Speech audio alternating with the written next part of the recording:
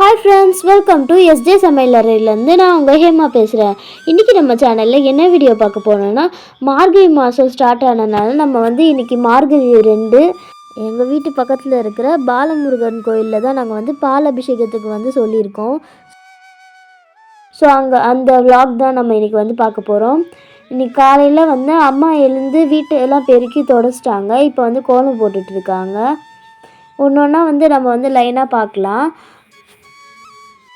நீங்களும் இந்த மாதிரி மார்கழி மாதத்தில் இந்த மாதிரி ஏதாச்சும் பக்கத்தில் இருக்க கோவிலோ ஏதாவது சின்ன கோவிலாக இருந்தால் கூட பரவாயில்ல, அங்கே போயிட்டு அபிஷேகம் ஏதாவது பண்ணி பாருங்கள். நிஜமாலே நல்லது நடக்கும் அப்படின்னு சொல்லுவாங்க. மார்கழி மாதத்தில் தேவர்களுக்கு உகந்த மாதமாக சொல்கிறாங்க.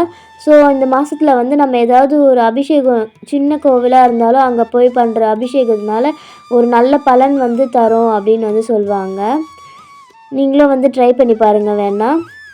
இப்போ அம்மா கோலம் போட்டுட்டாங்க. இப்போ விளக்கு ஏற்றிட்டு பூஜை பண்ண வேண்டியதுதான். பூஜை பண்ணிவிட்டு நம்ம கிளம்ப வேண்டியதான். இப்போ டைம் 5 தான் ஆகுது. அம்மா தனியாக தான் கோலம் போட்டுட்ருந்தாங்க. ஸோ நான் லேட்டாக தான் எழுந்தேன்.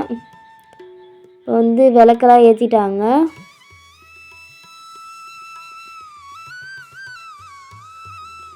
நம்ம எப்பவுமே விளக்கை வெளியில் ஏற்றிட்டதுக்கு அப்புறமா தான் உள்ளே ஏற்றணும். ஏன்னா வெளியில் இருக்க லக்ஷ்மியை நம்ம வீட்டுக்குள்ளே எடுத்துகிட்டு வர மாதிரி ஒரு ஐதீகம். இது நம்ம உள்ளேருந்து வெளியே ஏற்றக்கூடாது, வெளியிலேருந்து தான் எப்போவுமே உள்ளே ஏற்றணும். அப்புறம் விளக்கு ஏற்றிட்டு பிள்ளையாருக்கு தண்ணி ஊற்றணும். அம்மா அடுத்து இந்த வேலை தான் பார்த்துட்ருக்காங்க. பிள்ளையாருக்கு எப்பவுமே அம்மா கீழே உட்காந்து நம்ம பூஜை மேட் இருக்கும், பூஜை மேட் போட்டு பிள்ளையாருக்கு தண்ணி ஊற்றிட்டு பிள்ளையாருக்கு அலங்காரம் பண்ணுவாங்க.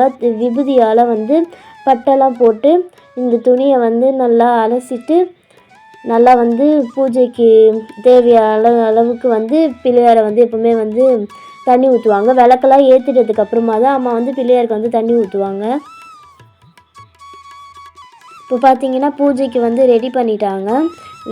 இப்போ பூஜை பண்ணுற நேரமும் வந்துருச்சு. இப்போது நீங்கள் வீட்டில் இருக்க படங்கள் அதெல்லாம் நான் உங்களுக்கு லைனாக காட்டுறேன். எல்லாமே திருச்செந்தூர் நாங்கள் லாஸ்ட்டாக போனோம்ல, அங்கே வாங்கினது தான். எனக்கு பிடிச்ச படமே இந்த 6 படை முருகர் இருக்க படம் தான். இந்த விநாயகர் நாங்கள் விநாயகர் சதுர்த்திக்கு வாங்கினோம்.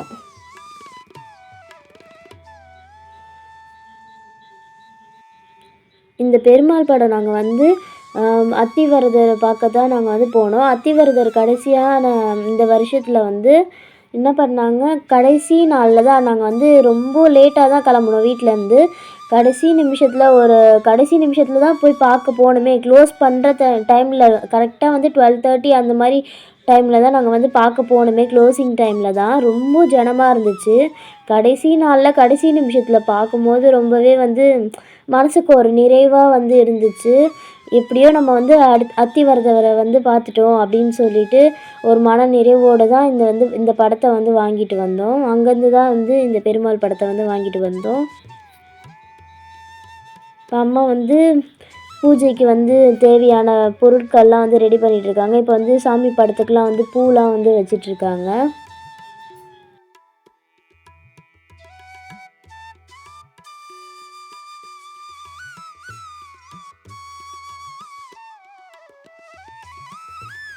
அம்மா பூஜைக்கு தேவையான பொருள்லாம் ரெடி பண்ணிட்டு வந்துட்டாங்க. இப்போ சுண்டல் வேக வச்சுருந்தாங்க. ஸோ சுண்டல் தாளிக்கிறதுக்கு இங்கே ரெடி பண்ணிகிட்ருக்காங்க. கருவேப்பிலெல்லாம் உரித்து தேங்காயெலாம் திருவி அப்படி போட்டு செய்வாங்கள்ல, அந்த மாதிரி தான் செய்கிறாங்க.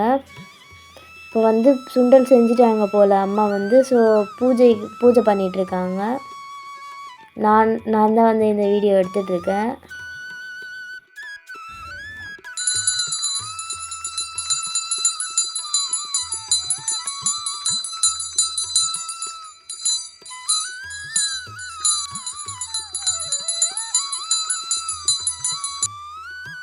இப்போ பார்த்தீங்கன்னா நாங்கள் பூஜை பண்ணிவிட்டு நாங்கள் கிளம்பிட்டோம் கோவிலுக்கு. டைம் பார்த்தீங்கன்னா இப்போ 5:45 ஆகுது.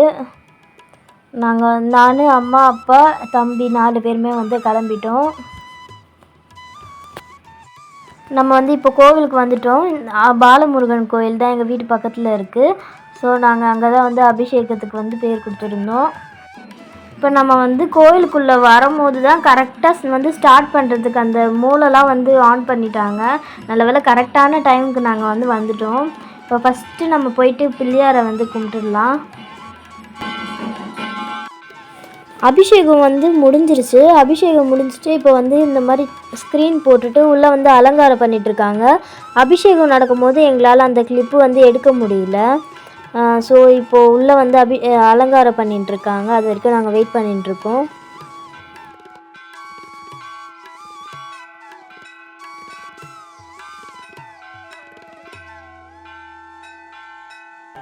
இப்போ பார்த்தீங்கன்னா அலங்காரம்லாம் வந்து முடிஞ்சிருச்சு. சந்தன காப்பு அலங்காரம் தான் வந்து முருகருக்கு வந்து பண்ணியிருந்தாங்க.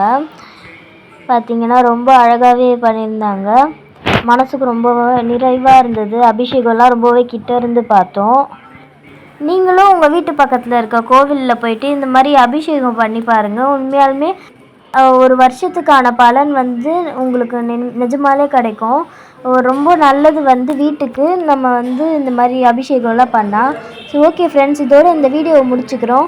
இந்த வீடியோ பிடிச்சிருந்தா லைக் பண்ணுங்கள், ஷேர் பண்ணுங்கள், சப்ஸ்கிரைப் பண்ண மறந்துடாதீங்க. பக்கத்தில் இருக்க பெல் பட்டனையும் கிளிக் பண்ணுங்கள். அப்போ தான் நாங்கள் போடுற வீடியோஸ்லாம் உடனுடன் நோட்டிஃபிகேஷன்ஸில் உங்களுக்கு வந்து சேரும்.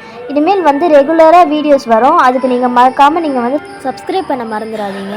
இதோட அடுத்த வீடியோவில் சந்திக்கிறோம். பாய்.